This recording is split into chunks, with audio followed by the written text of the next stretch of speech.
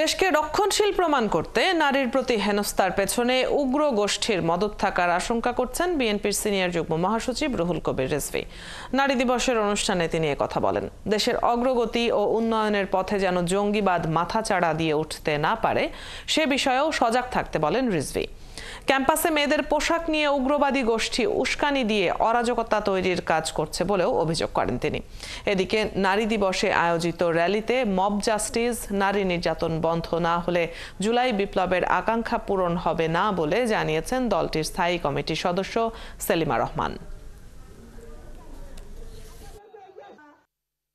নারীকে যদি আমরা ঘরের মধ্যে আবদ্ধ রাখি, সেই নারীকে যদি আমরা বন্দিশালায় রাখি, আজকের উন্নতির যুগে, আজকে অগ্রগতির যুগে যখন মানবাত্মার বিকাশের পথ, সেইখানে এই বন্দি করে রাখার কোনো মানে হয় না।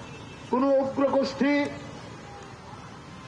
যদি তার প্রেসক্রিপশন অনুযায়ী চলাতে চায়, তাহলে আপনার সমাজ অগ্রগতি লাভ করবে না, সমাজ এগিয়ে যাবে না। আজকে কেন এখনো নারী ধর্ষণ হচ্ছে, বাসে ধর্ষণ হচ্ছে, পথে ঘাটে নারীকে নির্যাতন, নারীকে হেনস্থা করা হচ্ছে। মামুরের কাহিনী দেখেন, একের পর এক ঘটনা ঘটে চলেছে। এখানে মনে হয় কোন একটা গোষ্ঠী যেটা বলছে mob justice. What is mob justice? কিসের মব জাস্টিস? আপনার মিডিয়াতে জানিয়ে মাইকিং করে কোন মব জাস্টিস, কারা এটা করছে? সরকার কেন চুপচাপ? সরকার কেন কথা বলছে না?